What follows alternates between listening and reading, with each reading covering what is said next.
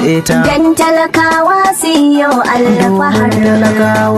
98.5 haka ne Nasara rediyo ta kowa ce amanar talaka ga Nasara rediyo nan amanar talaka ta muke nan ga Nasara rediyo nan an buɗe mana Nasara rediyo dan talakawa siyo alfahar mita 98.5 Nasara rediyo ta kowa ce amanar talaka an buɗe mana Nasara rediyo an buɗe ta dan talakawa siyo alfahar mita 98.5